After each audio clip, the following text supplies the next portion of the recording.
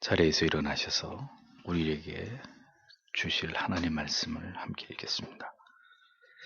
요한복음 18장 12절에서 27절까지의 말씀입니다. 다 함께 한 목소리로 천천히 읽겠습니다.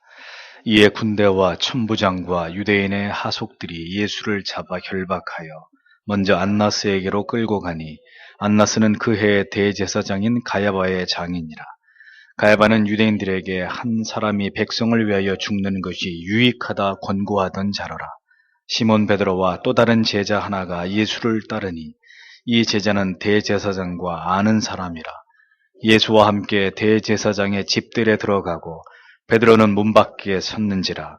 대제사장과 아는 그 다른 제자가 나가서 문 지키는 여자에게 말하여 베드로를 데리고 들어왔더니 문 지키는 여종이 베드로에게 말하되 너도 이 사람의 제자 중 하나냐 아니냐 하니 그가 말하되 나는 아니라 하고 그때가 추운 거로 종과 하속들이 숯불을 피우고 서서 쬐니 베드로도 함께 서서 쬐더라. 대제사장이 예수에게 그의 제자들과 그의 교훈에 대하여 물으니 예수께서 대답하시되 내가 드러내어 놓고 세상에 말하였노라. 모든 유대인들의 모이는 회당과 성전에서 항상 가르쳤고 은밀히는 아무것도 말하지 아니하였거늘 어찌하여 내게 묻느냐. 내가 무슨 말을 하였든지 들은 자들에게 물어보라. 저희가 나의 하던 말을 아느니라. 이 말씀을 하심에 곁에 섰는 하속 하나가 손으로 예수를 쳐 가로되 내가 대제사장에게 이같이 대답하느냐 하니 예수께서 대답하시되 내가 말을 잘못하였으면 그 잘못한 것을 증거하라. 잘하였으면 네가 어찌하여 나를 치느냐 하시더라. 안나스가 예수를 결박한 그대로 대제사장 가야바에게 보내니라. 시몬 베드로가 서서 불을 쬐더니 사람들이 묻되 너도 그 제자 중 하나가 아니냐. 베드로가 부인하여 가로되 나는 아니라 하니 대제사장의 종 하나는 베드로에게 귀를 베어 버리운 사람의 일가라. 가로되 내가 그 사람과 함께 동산에 있던 것을 내가 보지 아니하였느냐. 이에 베드로가 또 부인하니 곧 닭이 울더라. 아멘. 자리에 앉으십시오. 곧 닭이 울더라. 이런 제목으로 하나님의 말씀을 전하도록 하겠습니다. 메시아의 사명, 그 길이 얼마나 험난하고 고통스러운 길인지를 우리는 이제 주께서 당하시는 모든 능력과 핍박을 통해서 그것을 보게 됩니다. 더불어 그리스도께서 당하시는 그 순환의 현장에서 연약한 한 인간일 수밖에 없는 제자 베드로의 배신을 통해서 우리는 또다시 인간의 전적인 무능과 타락의 모습을, 그 부인할 수 없는 죄인의 한계를 절감할 수밖에 없게 됩니다. 이렇듯 이제 요한복음은 메시아의 위대함과 그리고 인간의 전적 무능을 놓치지 않고 대조적으로 보여주면서 메시아의 사명을 감당하고 계시는 하나님의 아들에게서 나타나는 겸손하시지만 위엄 있고 당당하신 모습과 또 끝까지 자기의 사랑하시는 자들을 사랑하시는 그런 모습을 통해서 우리에게 큰 울림과 교훈을 던져주고 계시는 것을 우리는 확인할 수 있습니다. 오늘의 본문을 살펴보겠습니다. 12절을 보면 그래서 군대와 천부장과 유대인들의 관원들이 예수를 붙잡았다. 그리고 그들이 그를 묶었다. 13절에는 그리고 그들이 먼저 안나스에게로 끌고 갔다. 왜냐하면 그는 그 해에 대제사장인 가야바의 장인이었기 때문이다. 이렇게 기록하고 있습니다. 예수를 잡으러 온 자들은 분명히 예수 그리스도에게서 범상치 않은 어떤 권위와 위엄을 보았습니다. 그들은 예수 앞에서 뒤로 물러가서 엎드리기까지 했던 그런 자들이었습니다. 또한 성급한 베드로가 말고의 귀를 쳤을 때 다른 복음서의 증언처럼 주님께서 말고의 귀를 고치시는 기적까지도 그 현장에서 그들은 모두 직접 그것을 본 자들이었습니다. 그럼에도 불구하고 그들은 기어이 예수 그리스도를 잡아서 결박해서 끌고 갔던 것을 성경은 기록합니다. 참으로 패역하고 완악한 자들이 아닐 수 없습니다. 예수 그리스도께서 행하시는 놀라운 일들과 그에게서 풍기는 어떤 신적인 권위를 느꼈음에도 그들은 예수 그리스도를 메시아로 끝까지 인정하지 않았던 자들이었다는 이야기죠. 어쩌면 그들이 메시아를 영접할 수 있는 마지막 기회였을지 모를 그 시간들을 그들은 끝내 놓쳐버리고 마는 그런 모습을 보게 되는 것입니다. 그들은 그리스도께로 인도함을 받은 자들이 아니었기 때문이죠. 우리는 이러한 모습을 통해서 설령 우리가 기적을 체험하고 감각적으로 어떤 능력을 경험하게 되는 일이 우리에게 있었다 할지라도 그것이 그리스도를 구주로 믿어서 구원에 이르게 하는 데는 반드시 도움이 되는 것이 아니라는 사실을 우리는 깨닫게 됩니다. 예수 그리스도께서는 많은 표적과 이사를 행하셨습니다. 많은 이스라엘 백성들이 그 모습을 보았고 그에 관한 이야기를 들었습니다. 그러면 그들이 모두가 다 신자가 되었습니까? 결코 아닙니다. 죽은 지 나흘이나 되는 나사로가 살아날 때도 오병이어의 기적이 일어나고 있는 그 베세다 들녘에서도 그들은 그 되어진 모든 일들의 그 위대한 일들의 증인들이었습니다.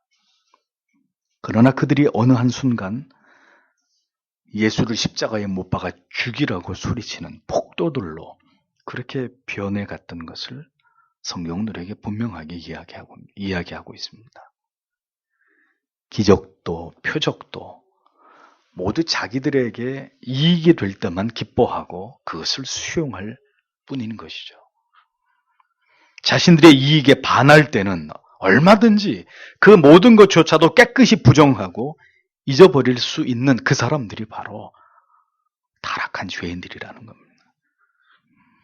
모세가 출애굽을 할 때도 그 과정 속에서 그리고 광야를 지나가는 여정 속에서도 이스라엘 백성들은 도저히 부정할 수 없는 하나님의 놀라운 능력을 수도 없이 경험했습니다. 그런데 그런 이스라엘 백성이 하나님을 온전히 경외했습니까? 틈만 있으면 불평과 원망이 터져나왔고 하나님의 마음과 모세의 마음을 아프게 하는 그런 어리석음들을 드러냈던 것을 성경은 분명하게 기록하고 있습니다. 죄인은 결코 하나님을 기쁘시게 할 수 없다는 것이죠. 만약 할 수 있다면 그것은 오직 하나님의 은혜일 따름입니다. 타락한 죄인은 그런 존재에 지나지 않을 뿐이라고 성경은 우리에게 말씀하고 있는 것입니다. 하나님께서 말씀을 주시고 믿어지게 하시는 은혜를 주시지 않을 때 우리는 결코 우리의 힘으로 예수 그리스도를 주라 시인할 수 없다는 사실을 우리는 기억해야 합니다. 우리가 무엇을 보고 듣고 느끼게 되더라도 그것만으로는 결코 구원으로 들어갈 수 없다는 사실, 이 진리를 우리는 기억해야 되는 것입니다. 수없이 많은 날을 교회에 다니고 하나님의 말씀을 들었어도 그 말씀이 진심으로 심령에 새겨지고 부인할 수 없는 진리가 되어서 진실한 자신의 신앙으로 고백되고 그리고 신행 일치의 삶을 살아가기 위해서 날마다 최선을 다해서 노력하는 그런 성도의 삶이 아니라면 그러한 성령의 은혜 주심이 우리의 삶에서 아름다운 열매로 나타나지 않는다면 그런 믿음은 결코 구원에 이르는 믿음이 될 수 없다는 것을 성경은 우리에게 말씀하고 있는 것입니다. 보았고 체험했으면 그 다음은 믿는 것이 정상입니다. 소위 말하는 신령한 은사를 경험하고 방언을 하고 직통계시를 받을 정도의 신앙이라면 진실로 그의 삶이 그의 신앙이 상당한 수준에 이르고 성숙한 믿음을 가지고 그 신앙의 열매를 드러내 보일 수 있어야 할 것입니다. 그러나 정말 그러합니까? 그렇게 오래 설교를 듣고 나름 체험을 하고 은혜를 받았다고 하지만 왜 여전히 진리에 대해서 무지하고 그의 인격과 삶은 강팍하고 게으르고 정돈되지 않은 무질서함으로 그렇게 가득 채워져 있는, 그래서 여전히 때때로 그리스도를 부인하고야만은 그런 모습들이 우리의 삶에서 드러나는 이유는 무엇 때문일까요? 아는 것, 그리고 무엇인가를 경험한 것으로 내가 올바른 믿음을 가졌다고 착각해서는 안 됩니다. 진정한 믿음, 예수 그리스도께서 나의 구주가 되심에 대한 부인할 수 없는 믿음이 있어야, 그 마음과 영혼에 그것이 사무쳐 있어야 그것이 진정한 믿음이라고 할 수 있는 것입니다.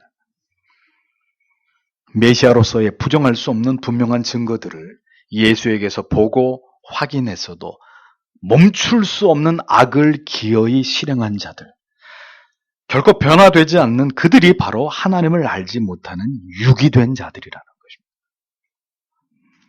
그것이 바로 그들에게 영원한 심판이 내려질 수밖에 없는 아주 명백한 까닭이 되는 것이라는 것. 자, 그런데 그들이 왜 예수를 잡아서 곧바로 가야바에게로 데려가지 않고 안나스에게로 데리고 간 것일까요? 그 해의 대제사장은 가야바였고 안나스는 그의 장인이었다고 성경은 적고 있습니다. 그러나 누가복음 3장 2절에 보면 예수님 당시의 대제사장은 안나스와 가야바였다라는 기록이 나오는 것을 보면 가야바뿐만 아니라 그의 장인인 안나스도 대제사장이었다는 사실을 알 수 있습니다. 그런데 구약 성경에 의하면 대제사장의 직분은 종신직입니다. 대제사장 한 명이 죽으면 또 다른 대제사장이 세워질 수 있는 것이죠. 그런데 여러 명의 제사장이 동시대에 존재했다는 것은 그만큼 이스라엘이 하나님의 말씀과 법을 지키지 않고 극도의 무질서와 무법이, 불법이 만연한 그런 상황 가운데 있었다는 것을 보여주는 증거가 되는 것입니다. 많은 제사장들이 세워졌고 그들은 막강한 권력과 부를 백성들로부터 착취해서 세도를 누리고 있었습니다. 이스라엘의 역사를 기록하고 있는 고증에 의하면 한때 이스라엘에는 300여 명의 대제사장이 그런 때가 있었을 만큼 이스라엘이 얼마나 하나님의 법을 어기고 영적으로 타락해버렸는지, 종교 지도자들이 얼마나 부패했는지를 보여주는 그런 대목을 역사 속에서 발견할 수가 있습니다. 예수님을 안나스에게 먼저 끌고 간 이유에 대해서는 여러 가지 견해가 존재합니다. 먼저는 산헤드린 공회가 소집되어 예수 그리스도를 재판하고 정죄하는 일이 있기 전에 먼저 안나스가 있는 곳에서 예수님을 대기하도록 그렇게 하기 위함이었다는 견해가 있습니다. 다른 견해는 예수 그리스도를 체포하기로 한 모든 계략이 바로 이 가야바의 장인인 노련한 안나스에 의해서 모두 주도된 일이었기 때문에 안나스에게 가장 먼저 예수 그리스도를 끌고 가서 그 체포된 일에 성공한 것을 보고하기 위함이었다는 이런 견해도 있습니다.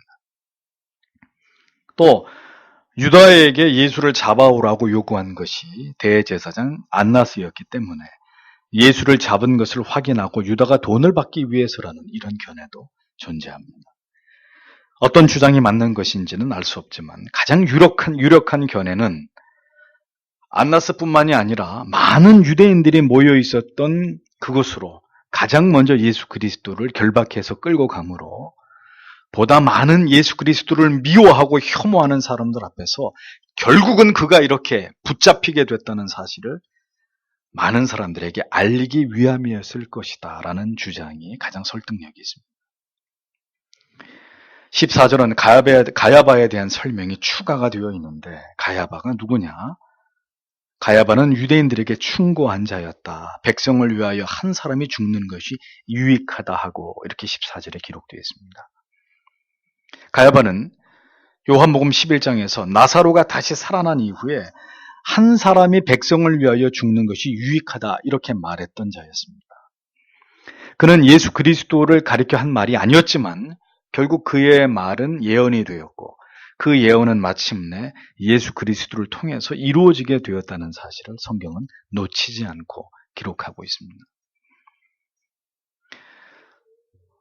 악인도 그 악한 날에 사용하시기 위해서, 적당하게 사용하시기 위해서 하나님이 지으셨다라고 말씀하십니다.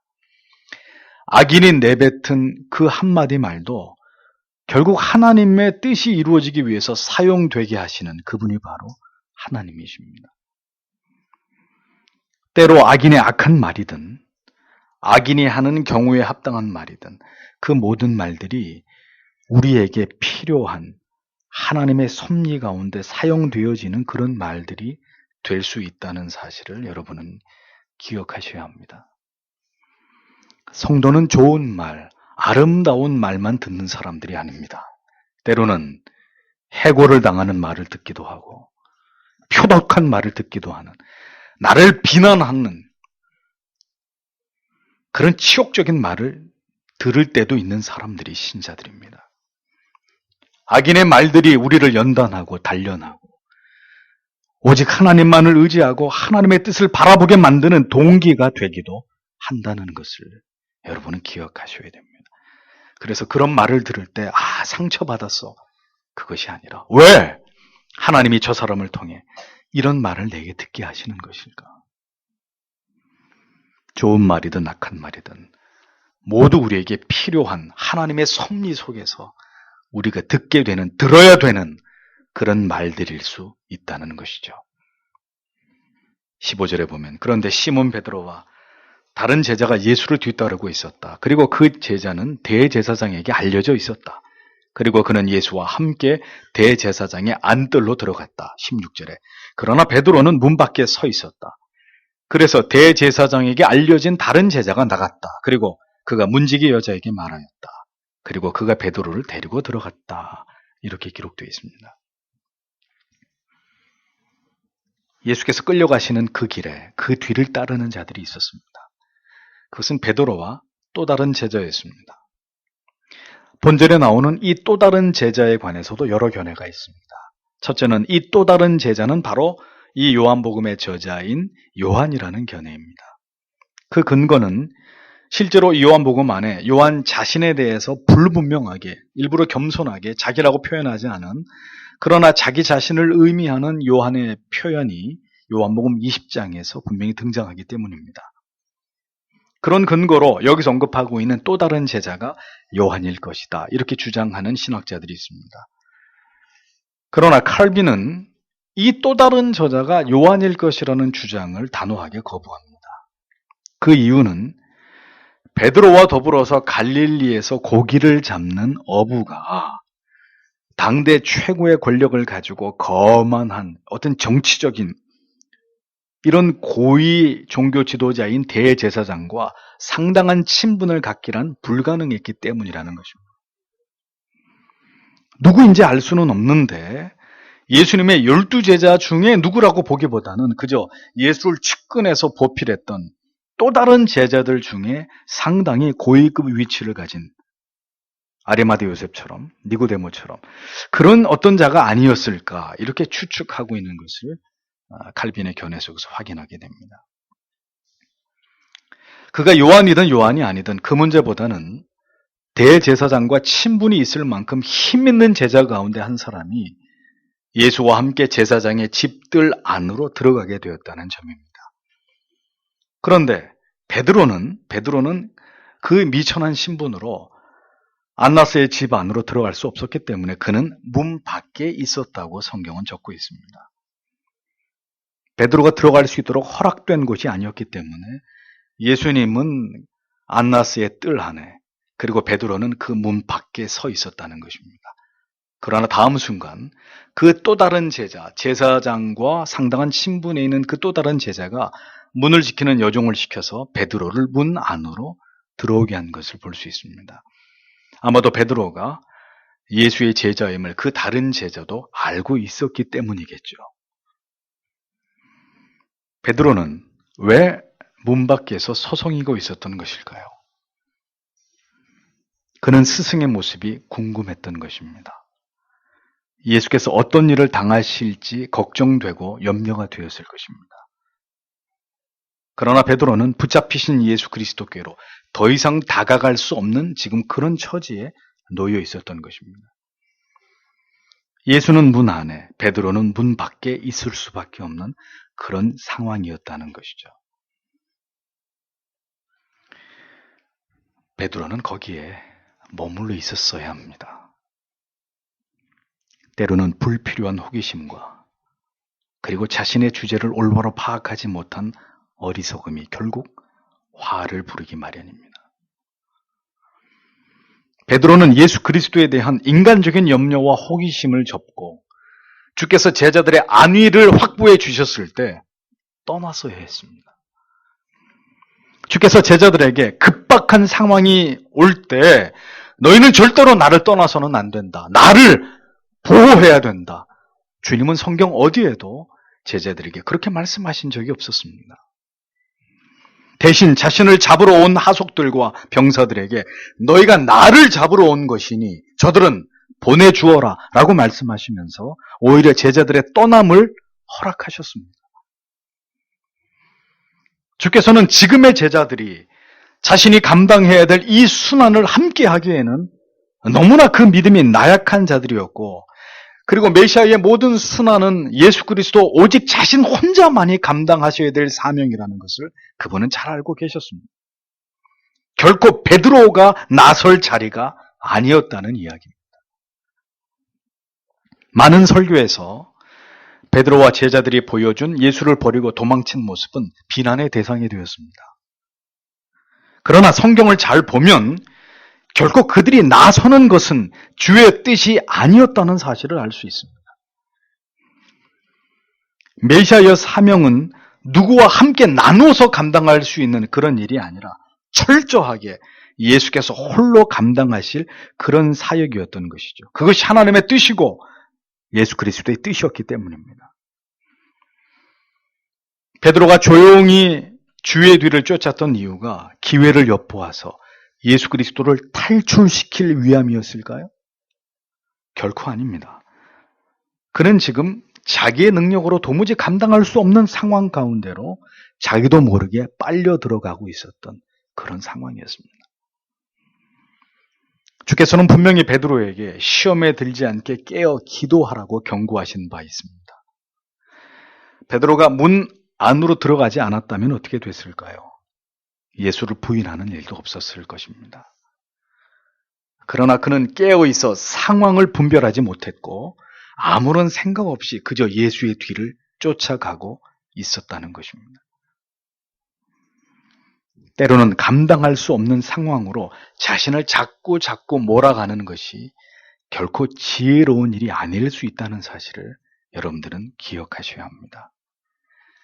예수를 쫓는 것을 잘못된 일이라고 할 수는 없을 것입니다. 그러나 예수를 쫓으려면 그와 함께 모든 고난을 감당할 각오가 필요한 것이죠.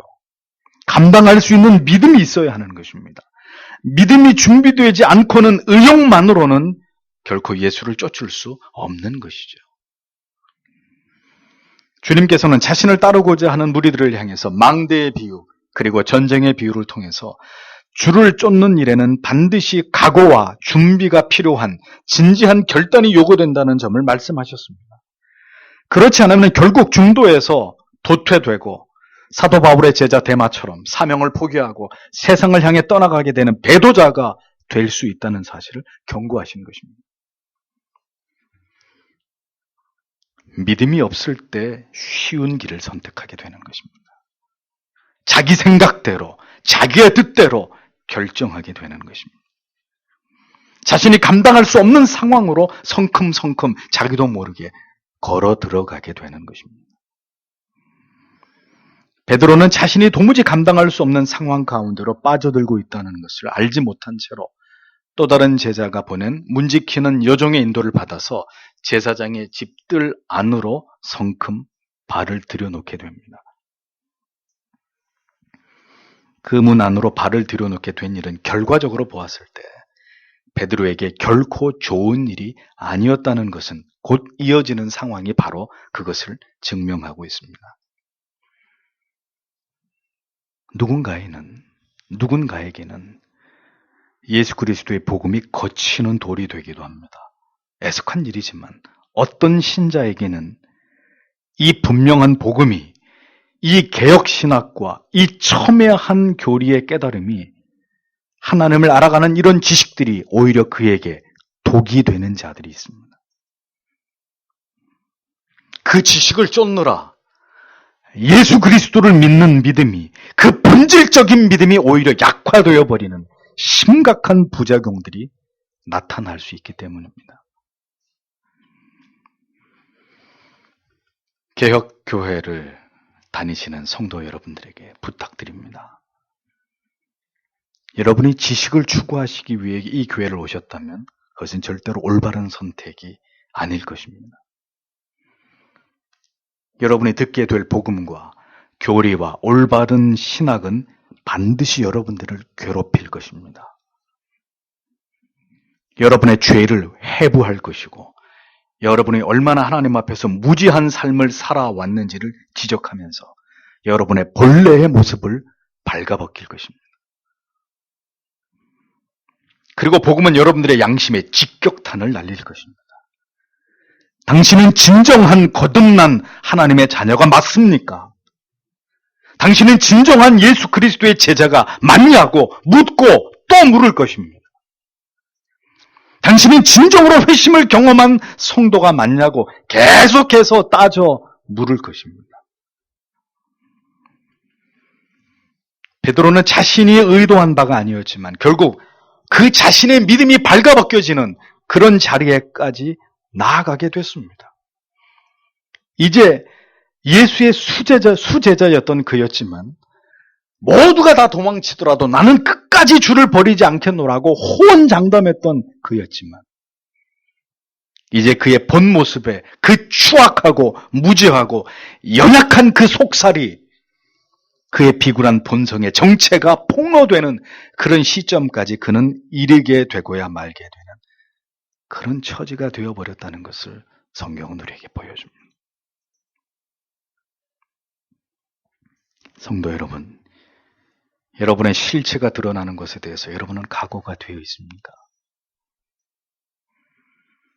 여러분의 진정한 신자가 아니었다는 것에 대해서, 진정으로 주를 위해서 살아온 자들이 아니었다는 것에 대해서, 진정으로 겸손하고 가난한 심령이고 온전히 복종하는 그런 신자가 아니었다는 것이 명백하게 드러날 그런 준비가 되어 있느냐 말입니다.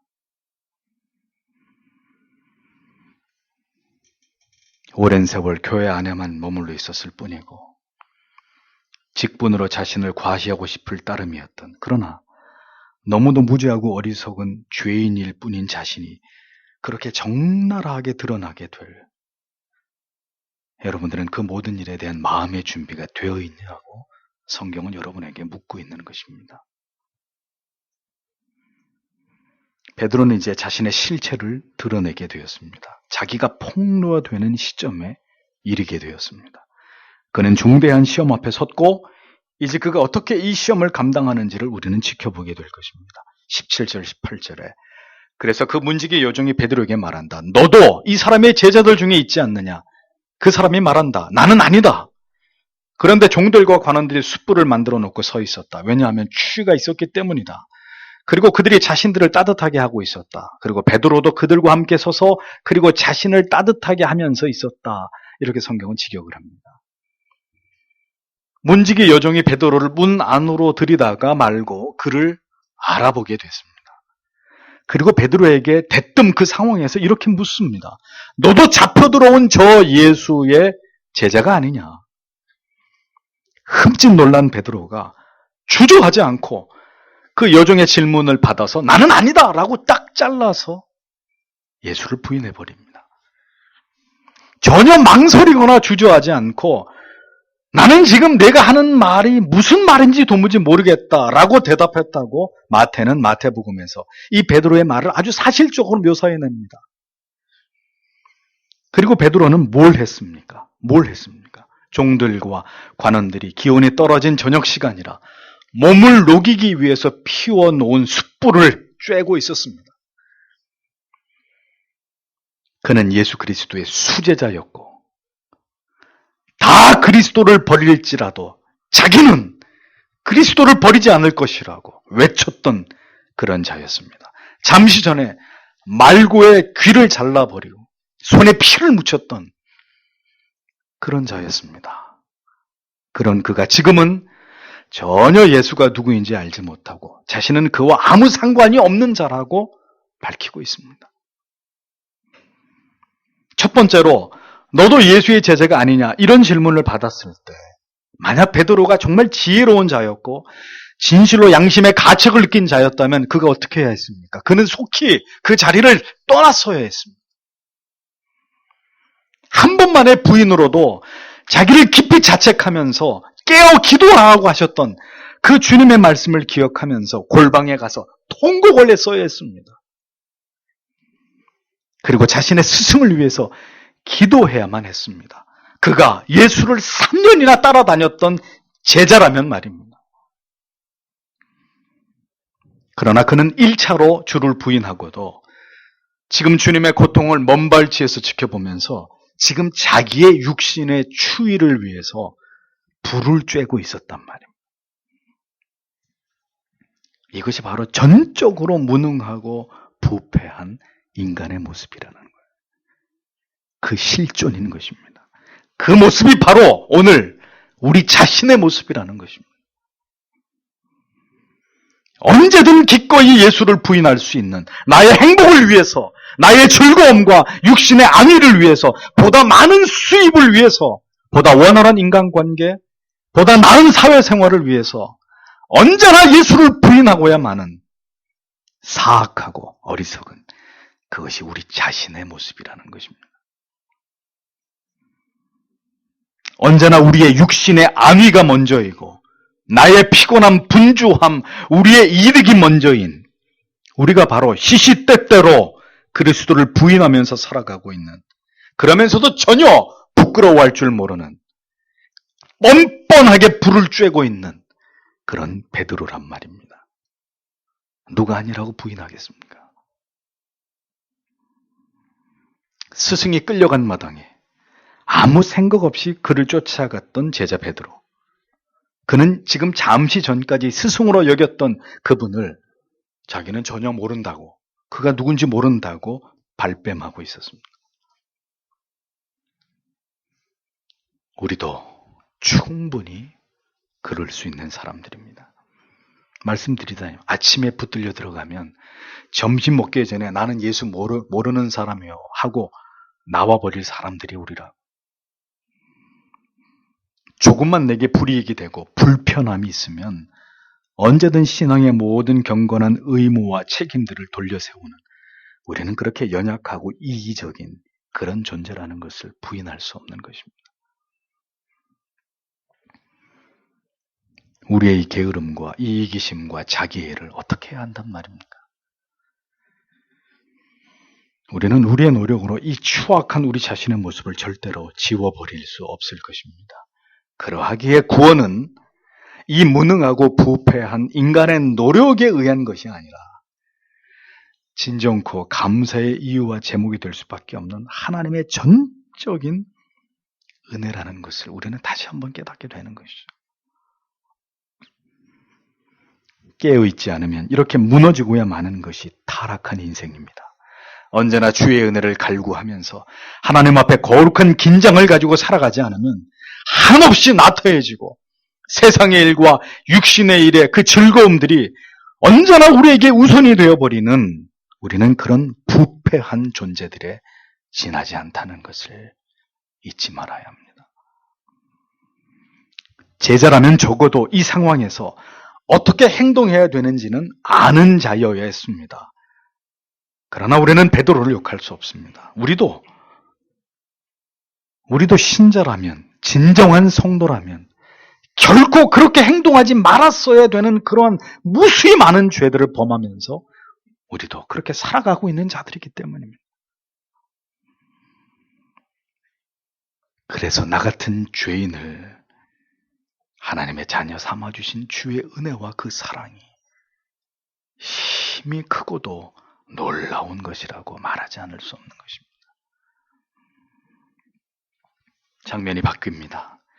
이제 대제사장이 예수를 신문하는 모습이 성경에 기록되어 있습니다. 19절, 21절. 그때 대제사장이 예수께 그의 제자들에게 관하여 그의 가르침에 관하여 질문하였다. 예수께서 그에게 대답하셨다. 내가 공개적으로 세상에 말해왔다.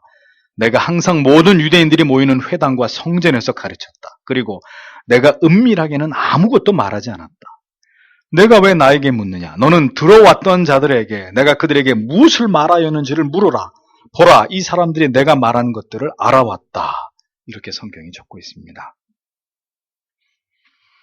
예수께서 빌라도 앞으로 끌려가시기 전에 먼저 유대의 법에 따라서 유대주의 종교 지도자들에게 신문을 당하셔야만 했는데, 지금 대제사장 안나스가 예수 입에서 나온 말로 그를 이단으로 신성모독죄로 정죄할 어떤 그런 목적으로 지금 신문을 하고 있었단 말이죠.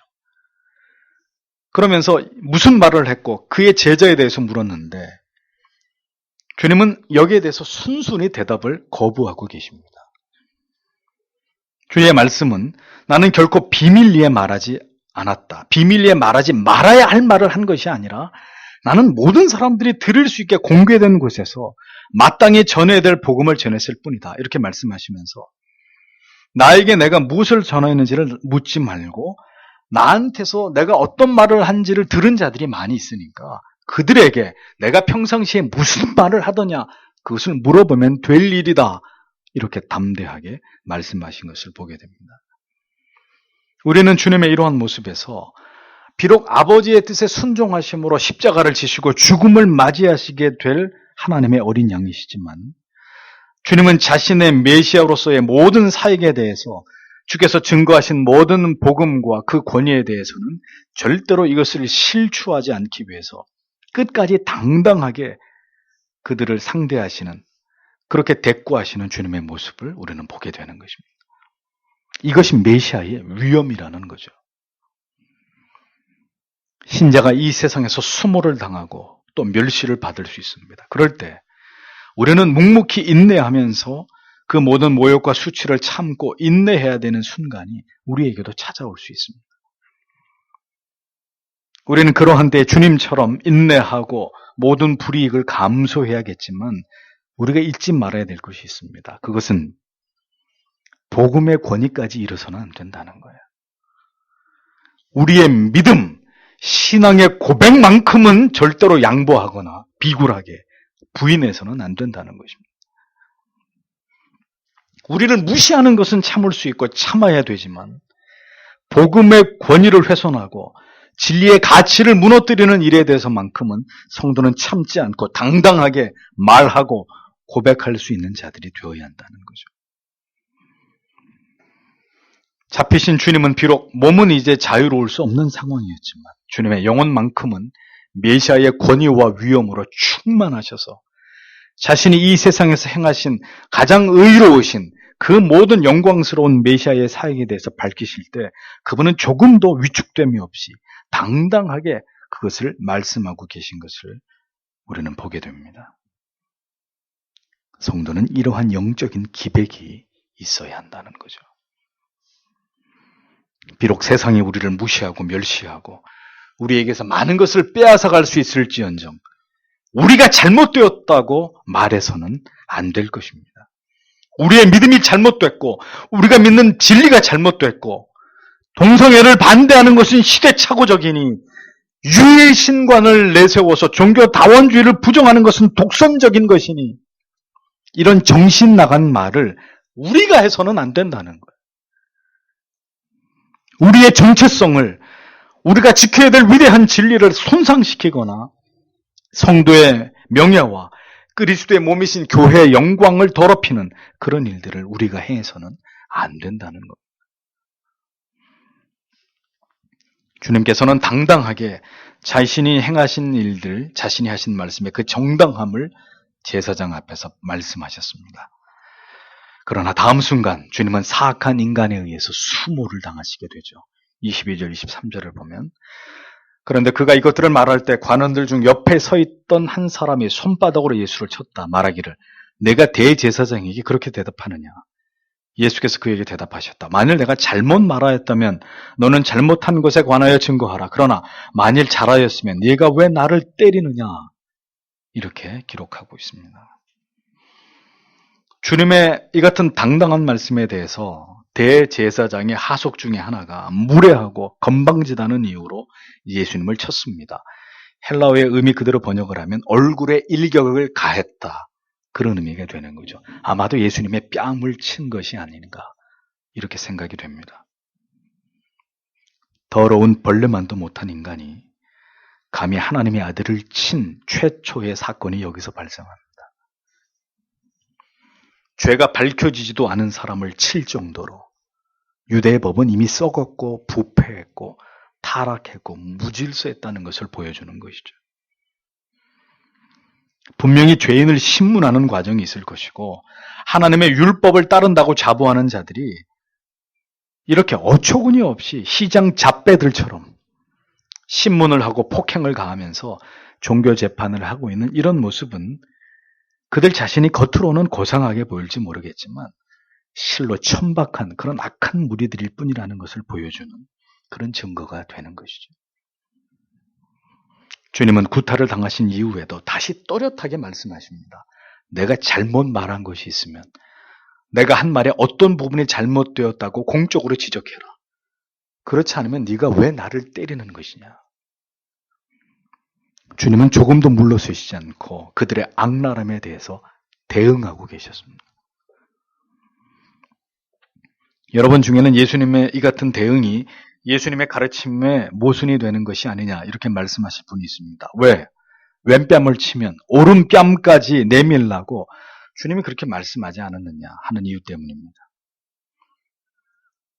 그런데 주님이 그렇게 말씀하신 것은 그것이 진리의 문제가 아니라 세상에서의 어떤 이익을 취할 때 성도는 그렇게 손해를 보는 편을 택하라는 그런 말씀이었던 겁니다.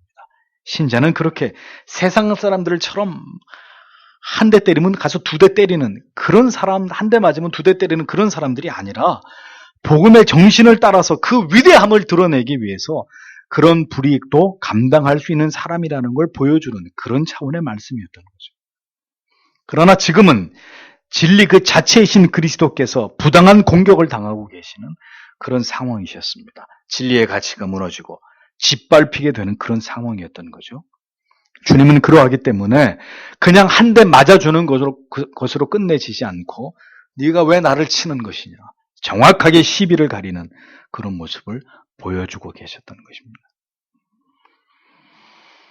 주님이 십자가를 지시는 것은 사명을 감당하시는 일이지만 그분이 죄가 있어서 십자가를 지시는 것이 절대로 아니라는 것을 주님은 이 부당한 일들에 대해서 올바르게 대응하심으로 한치의 오점도 남기지 않기 위해서 최선을 다하고 계셨다는 것을 보여줍니다. 주님이 그렇게 자기의 명예를 지키시려고 했던 이유가 뭐겠습니까? 주님을 쫓는 수많은 제자들, 주의 길을 따르는 수많은 성도들의 그 명예를 지켜주시기 위해서 주님은 그렇게 행동하셨던 겁니다. 그리스도의 순환당하심과 낮아지심에는 다른 이유가 있었던 것이 결코 아니셨습니다. 그분은 죄가 없으시고 완전하신 하나님이셨습니다. 그러나 그가 메시아의 사명을 감당하는 한 이 세상으로부터 미움을 받으셔야 되는 일은 피할 수 없는 일이셨기 때문에 주님은 모든 순환과 능욕을 감당하셨던 것입니다. 뺨을 맞으시면서도 바른 진리를 외치고 정당함을 표현하는 것, 그것이 신자가 이 세상에서 살아가는 방식이라는 것을 주님이 몸소 보여주고 계셨다는 거죠. 성도가 이 세상에서 외롭고 힘겹고 때로는 슬픈 인생의 길을 걸어가야만 되는 이유는 그것이 우리의 죄 때문일 수도 있겠지만 더 본질적인 이유는 우리가 세상에 미움을 당해야만 하는 그리스도인이 되었기 때문입니다. 그리스도인으로 살아가야 하기에 우리는 우리가 사랑하는 가족들에게까지 상처를 받는 말을 듣고 온갖 멸시를, 천대를, 차별을 당하는 그런 일들을 겪을 수밖에 없는 것입니다. 그것이 주님이 걸어가신 길이기 때문이죠. 24절을 보십시오. 그래서 안나스가 그를 묶어왔던 채로 대제사장 가야바에게 보냈다. 이렇게 기록하고 있습니다. 당시 대제사장은 안나스가 아니라 가야바였음에도 불구하고 예수께서는 먼저 안나스에게 붙잡혀와서 신문을 받으신 것으로 볼 때 아마도 예수님을 체포하는 일에 있어서 안나스가 적지 않은 역할을 했던 인물이라는 것을 짐작할 수 있는 것이죠. 중요한 것은 예수 그리스도를 체포하는 일에 이렇게 거물급의 타락한 종교 지도자들의 힘이 모아졌다는 것이고, 그렇게 해서 예수를 붙잡아 오기는 했어도 예수께로부터 아무런 잘못은 찾을 수 없었다는 점입니다. 그래서 마태복음 14장 55절에 보면 대제사장들과 온 공회가 예수를 죽이려고 그를 칠 증거를 찾되 얻지 못하니 라고 기록하고 있는 것입니다. 종교적인 권력이 이렇게 타락할 때 무죄한 사람들이 언제나 피를 흘리게 되는 일들은 어느 시대든지 일어나는 추악한 일들입니다.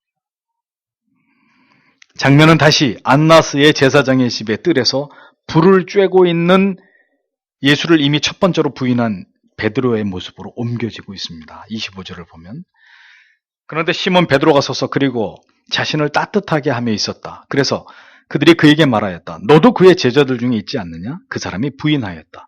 그리고 그는 말하였다. 나는 아니다. 이렇게 직역이 됩니다. 베드로의 두 번째 예수 그리스도를 부인하는 장면을 성경은 놓치지 않고 기록하고 있습니다. 17절에 첫 번째 부인 때는 베드로는 나는 아니다. 이렇게 단순히 부인했던 모습을 보게 되죠. 그런데 25절에서 두 번째로 예수의 제자 중 하나가 아니냐라는 질문에 대해서 베드로는 부인하여 가로되 나는 아니다 라고 얘기하면서 좀 더 완강하게 부인하면서 자신은 그리스도의 제자가 결코 아니라는 것을 밝히고 있는 것을 보여줍니다. 같은 사건을 기록하고 있는 마태복음을 보아도 베드로의 부인은 점점 더 그 강도를 더해가고 있었다는 것을 보여줍니다. 첫 번째, 모든 사람 앞에서 부인하여 가로되 내 말하는 것이 무엇인지 알지 못하겠노라. 이것이 첫 번째 베드로가 부인할 때 한 말이고, 두 번째는 맹세하고 또 부인하여 가로되 내가 이 사람을 알지 못하노라. 세 번째 부인할 때는 저주하여 맹세하여 가로되 내가 그 사람을 알지 못하노라. 마태복음에는 이렇게 각각 첫 번째, 두 번째, 세 번째 베드로가 예수를 부인할 때 했던 말이 그대로 기록되어 있습니다. 첫 번째 예수를 부인했을 때 베드로는 깨달아서 했습니다. 자기가 얼마나 비굴하고 사악하고 지금 예수를 부인한 큰 죄를 범하고야 말하는지를 그는 즉시 그것을 인식했어야 했습니다. 그러나 그는 여전히 지금 자기가 무슨 말을 했는지, 지금 안나스의 뜰에서 자기가 뭘 하고 있는 것인지, 그는 마치 뭐에 홀린 사람처럼 그 자리에 전혀 어울리지 않는 모습으로 그는 점점 더 심각한 그리스도를 배신하는 자리로 내려가고 있었습니다. 어리석음은 한 번만으로 끝나지 않습니다. 그것이 바로 어리석고 미련한, 전적으로 부패하고 타락했고 의에 대해서 절대 무능한 인간의 실존이란 말이에요. 또 죄를 저지르고 더 심각한 죄를 범하고야만은 점점 더 그 죄의 강도를 더해가면서 이미 사단에게 패배한 영혼은 이렇게까지 자기를 비참하게 만들 수 있다는 것을 베드로는 우리에게 정확하게 보여주는 것입니다. 예수의 곁에서 그 많은 이적과 표적을 보면서 그가 누구인지를 생생하게 경험한 사람도 이렇게 어처구니 없이 두려움 앞에서 무너질 수 있다는 것을 성경은 우리에게 분명하게 보여주고 있습니다. 베드로의 믿음은 아직 불완전한 것이었다는 겁니다. 주의 말씀대로 보혜사가 오시고 큰 은혜를 부어주셨을 때 마침내 제자들의 눈과 귀가 열리고 그들의 스승이 그들의 곁에 있을 때 말씀하셨던 그 모든 의미들이 되살아나게 됐고 그들의 가슴은 뜨거워지게 됐던 그런 자들이었습니다. 그러므로 아직 성령에 넘치는 은혜를 경험하기 이전의 모습이었던 베드로는 지극히 연약해서 이렇게까지 무너질 수밖에 없는 형편없는 신앙에 지나지 않았음을 성경은 우리에게 보여주고 있는 것입니다. 우리의 의지와 지식만으로 우리의 믿음이 성장할 수 없다는 것을 우리는 기억해야 합니다. 우리가 무엇인가 주를 위해서 일하는 것 같고 주님과 함께 하는 것 같은 착각을 할 수 있겠지만 예수의 제자들이 그리스도의 순환 앞에서 모두 도망치고 예수를 부인했듯이 우리는 우리 자신의 신앙의 어떤 행위와 열심만으로 우리의 믿음을 지킬 수 있다고 생각하는 것은 절대로 이것은 잘못된 생각, 잘못된 믿음이라는 것을 우리는 기억해야 되는 것입니다. 오직 하나님의 은혜가 임할 때 성령이 충만하게 우리에게 부어지고 하나님의 말씀이 선명하게 깨달아지고 그 말씀을 통해서 깊은 은혜를 경험하고 그 말씀이 우리의 심령을 송두리째 바꾸어 놓을 때 우리는 진정한 그리스도의 제자로 성도의 삶을 살아갈 수 있을 뿐인 것입니다. 누군가 말했습니다. 머리에서 가슴으로 내려오는 길이 가장 멀다고, 가장 오래 걸린다고. 바른 신앙을 추구하는 일이 있어서 바른 지식은 너무나 중요하지만 하나님의 은혜로 그 지식이 머리에서 가슴으로 우리의 삶의 현장에서 믿음으로 행해지고 표출되지 않는다면 그것은 화석이 되어버린 죽은 지식에 불과한 것입니다. 생명이 없는 온기 없이 차갑게 식어버린 아무것도 바꿔 놓을 수 없는 냉각된 그것은 사변신앙이 될 뿐인 것이에요. 화려한 논리와 명쾌한 지식으로 어떤 중요한 진리를 깨달았다 하더라도 하나님께서 그의 심장이 진리에 관통당하게 하는 그런 은혜를 그에게 주시지 않았다면 그는 한낱 가벼운 말쟁이, 글쟁이가 될 뿐인 거예요. 그것은 또 다른 영혼에 대한 기만이고 미혹이 되는 것입니다. 우리는 이러한 기형적인 신앙을 주의해야 한다는 것입니다. 베드로의 부인의 모습 속에서 우리는 성령을 받기 이전과 이후의 베드로의 그 신앙의 극명한 차이를 봅니다. 물론 예수를 부인하는 베드로도 구원받은 베드로이고 성령을 받고 후에 선교하다가 십자가에 거꾸로 매달려 순교한 베드로도 구원받은 베드로임에는 틀림이 없습니다. 연약할지라도 우리를 버리시는 하나님이 아니시기 때문이죠. 그래서 우리도 예수를 부인하거나 마음대로 배신해도 된다는 말입니까? 결코 그렇지 않습니다. 히브리서는 분명하게 우리에게 성령에 참여한 바가 된 자가 다시 타락하게 될 때는 다시 회개할 수 없다는 사실을 엄중하게 말씀하고 있기 때문입니다.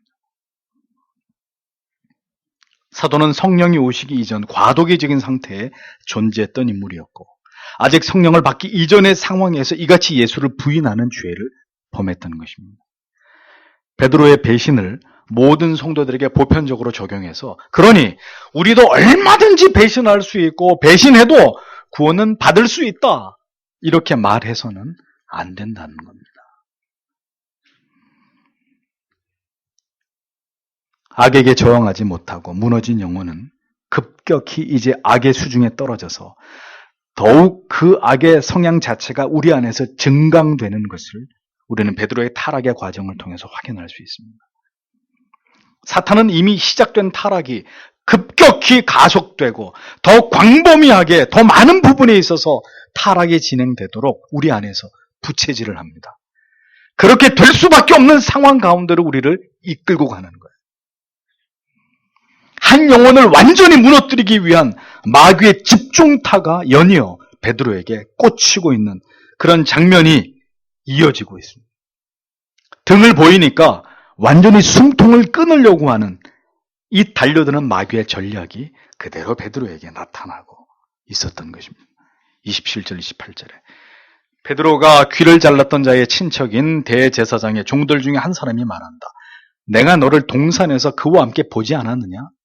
이에 베드로가 또 부인하니 곧 닭이 울더라. 이렇게 기록되어 있습니다. 베드로는 이제 세 번째로 그리스도를 부인할 수밖에 없는 치명적인 질문을 받게 됩니다.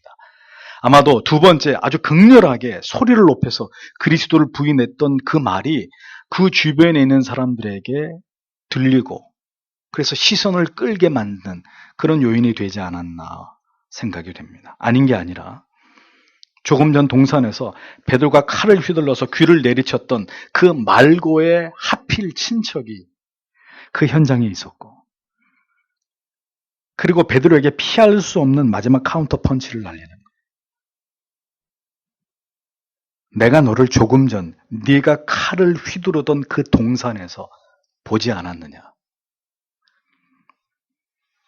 이제는 도무지 부인할 수 없는 명백한 증거를 들이대면서 내가 예수가 체포되던 현장에서 극렬히 저항하던 그의 제자 중에 하나이던 너를 그곳에서 분명히 보았다. 네가 내 형제 말구에 귀를 치는 것을 내가 그 현장에서 똑똑히 보았다고. 그렇게 베드로를 지목하고 나오는 것입니다. 마태복음은 이 부분에서 베드로가 더 크고 강조하는 목소리로 이제는 저주와 맹세까지 덧붙여서 부인했다고, 예수를 그렇게 부인했다고 베드로의 추악하게 무너지는 모습을 그대로 묘사해 놓고 있습니다. 칼빈은 이 부분의 주석에서 이렇게 설명합니다. 처음에는 잘못이 그리 크지 않았다. 그러나 다음에는 습관이 된다. 그리고 마침내 양심이 마비되어 버려서 하나님을 경멸하는 사람이 되고 불법적인 것은 아무것도 없다고 생각하게 이르며 그리하여 결국 가장 커다란 사악함조차도 서슴없이 범하게 되는 것이 죄인이다. 그것이 바로 죄의 위력이라는 것입니다. 다윗도 이 과정을 통해서 무너져 버린 거예요. 죄가 처음에 우리 안으로 들어올 때는 강력한 양심의 저항을 받게 됩니다. 그러나 그 저항을 뚫고 마침내 우리 안에 안착하게 되었을 때는 죄는 스스로의 정체를 교묘하게 위장하면서 우리로 하여금 우리 안에 들어온 그 죄가 아닌 것으로 여겨지도록 역사합니다. 우리 안에 있는 죄성을 불러일으켜서 놀라운 그 죄성과 친화력을 발휘함으로 그 죄성과 손을 잡고 이제 모든 죄악들을 합리화함으로 인해서 더 담대하게 하나님의 뜻을 거스르고 대적하고 하나님과 멀어지는 자리로 나아가게 만드는 것입니다. 그것이 바로 죄의 속임입니다. 교묘한 속임수로 우리가 지금 자행하고 있는 모든 죄를 합리화시킴으로 우리로 하여금 더 담대하게 죄를 범하고 더 깊이 그 죄악 속으로 빠져들어가는 길을 넓히는 그런 작업들을 우리 안에서 죄가 행한다는 것입니다. 그것이 마귀의 노림이죠. 더 확실하게 배도하게, 더 분명하게 타락하게 만드는, 그래서 다시는 돌아오지 못하는 지점까지 우리를 끌고 내려가려고 하는 것이 마귀의 전략이란 말입니다. 그가 만약 택자가 아니라면 결국은 순순히 그 마귀의 꾀임에 빠져서 더 깊은 죄악으로 가라앉게 되는 그런 일들이 기어이 일어나고야만 하는 것이죠. 베드로의 이야기가 여기서 끝나버렸다면 우리는 절망하게 될 것입니다. 그러나 3번이나 주를 모른다고 부인한 베드로의 배신으로 이 위대한 이야기는 절대로 끝이 나지 않습니다. 어떤 죄를 범하였더라도 심지어 주를 부인하고 배신한 가장 악랄한 죄를 범한 자랄지라도 그가 택자라면, 하나님의 사랑하는 구별된 자라면 하나님은 그를 위해 닭 울음소리를 준비하시는 분이시라고 성경은 우리에게 말씀하고 있는 것입니다. 베드로가 3번 주를 모른다고 강하게 부인한 이후에 그의 귀에는 너무도 생생하게 선명하게 닭 울음소리가 들려왔습니다. 마태복음은 이 상황에서 베드로에게 일어난 극적인 변화를 이렇게 적고 있습니다. 마태복음 26장 75절에 이에 베드로가 예수의 말씀에 닭 울기 전에 내가 3번 나를 부인하리라 하심이 생각나서 밖에 나가서 심히 통곡하니라. 누가복음 22장에는 이 장면에 대해서 다른 복음서에 기록되지 않은 한 가지의 장면을 더 추가해서 삽입해 놓은 것을 보게 됩니다. 누가복음 22장 61절 62절에 보면 주께서 돌이켜 베드로를 보시니 베드로가 주의 말씀 곧 오늘 닭 울기 전에 내가 3번 나를 부인하리라 하심이 생각나서 밖에 나가서 심히 통곡하니라 이렇게 기록하고 있습니다. 베드로가 정신을 차리고 자신이 지금 무슨 짓을 저질렀는지를 깨닫게 되는 일에는 하나님의 2가지 은혜가 그에게 임했다는 것을 볼 수 있습니다. 먼저는 주님의 예언하신 대로 닭 울음소리가 있었습니다. 청각적으로 그를 일깨우는 하나님의 은혜였습니다. 다음은 예수께서 베드로가 3번 주를 부인한 직후에 그를 바라보신 것입니다. 주님의 눈이 베드로와 마주치게 되었다는 것입니다. 시각적으로 그를 돌이키게 하시는 주의 은혜였던 것이죠.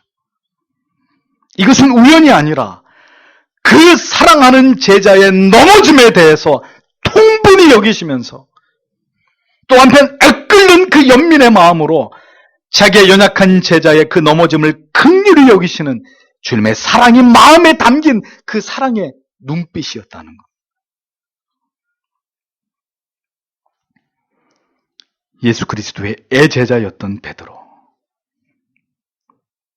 그도 이렇게 그의 믿음이 견고하지 못할 때 결국은 주를 부인하고야 마는 어처구니 없는 죄를 범하고야 말았던 것을 성경은 우리에게 보여줍니다. 그러나 성경은 베드로의 3번의 부인만으로 그의 이러한 넘어짐으로 결국 그에 대한 이야기를 절대로 끝내고 있지 않습니다. 곧 닭 울음소리가 있었고 그리고 사랑하는 제자를 바라보시는 주님의 뜨거운 시선이 있었음을 증언하면서 이것 때문에 베드로가 통곡을 하면서 자기의 죄를 회개한 사실을 기록하고 있습니다. 닭 울음소리를 준비하시는 하나님이십니다. 사랑하는 자녀의 돌이킴을 위해서, 그의 회개를 위해서, 오늘도 그의 영혼을 울리며 흔들어 깨우는 말씀으로 그에게 찾아오시는 하나님이십니다. 그래서 하나님의 사람들은 말씀 속에서 오늘도 여전히 생생한 닭 울음소리를 듣는 것입니다. 선포되는 말씀 속에서 우연히 펼쳐둔 말씀을 묵상해 내려가다가 나를 바라보시는 하나님의 그 뜨거운 시선을 느끼게 되는 것입니다. 감추어진 나의 죄와 나의 불순종을 깨닫게 하시는 하나님의 닭 울음소리를 듣게 되는 것입니다.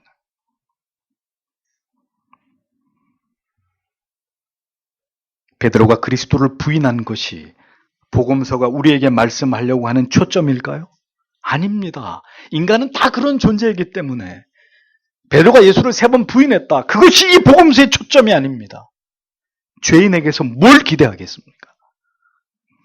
핵심은 닭 울음소리로 결국 그를 돌이키게 하시는, 회개케 하시는 하나님의 은총이 있었다는 그 이야기를 성경은 우리에게 하고 있는 것입니다. 진노의 눈빛이 아닌 제자의 넘어짐을 슬퍼하면서 지극한 눈빛으로 베드로를 바라보신 그 주님의 뜨거운 시선이 있었다는 것을 죄인들에게 말씀하려고 하는 것이 복음의 핵심이라는 것입니다. 닭 울음소리가 없었다면 베드로는 어떻게 되었을까요? 그는 더 큰 넘어짐으로 더 악한 배도의 자리로 계속해서 미끄러졌을지 모를 일입니다. 닭 울음소리가 그를 살린 것입니다.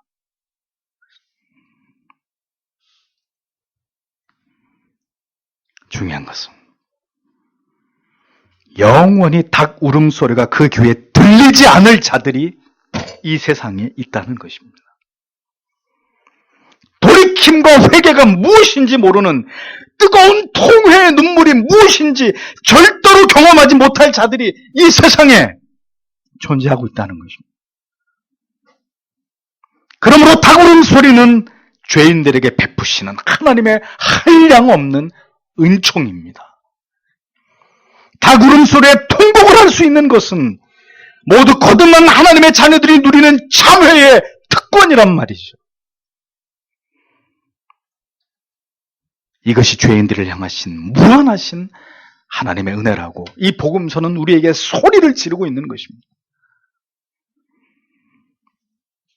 그렇게 우리를 죄로부터 돌이키게 하시기 위해서 아들이 오셨고, 이것을 위해 십자가의 순환으로 나아가셨던 주님은 3번이나 자신을 부인한 베드로의 영혼을 다시 돌이키게 하시는 이 사건을 통해서 다시 한번 주께서 이 세상에 오신 그 목적, 그가 가시는 이 십자가의 고난의 길의 의미를 모든 주의 자녀들의 가슴 속에 영원히 잊혀지지 않도록 주님은 이 베드로의 사건을 통해서 우리에게 이것을 각인하고 계시는 것입니다. 우리가 3번만 주를 부인하겠습니까?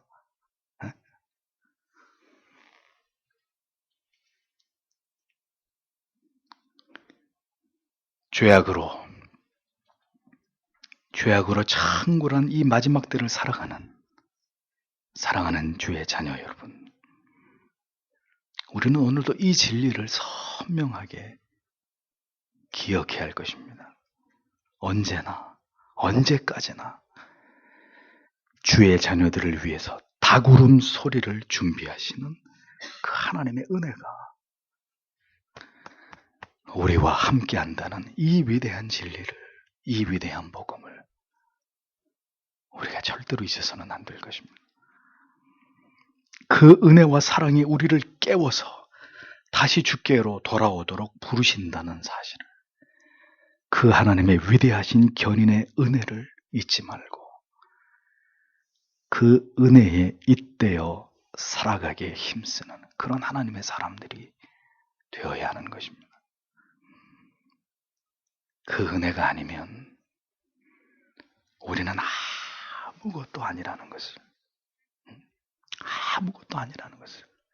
우리의 인생에는 아무 의미가 없는 것이라는 것을 여러분들이 기억하시고, 언제나 그 사랑 앞에서 감격하고 감사하시는 성도의 삶을 살아가는 여러분들이 되셔야 한다는 것입니다.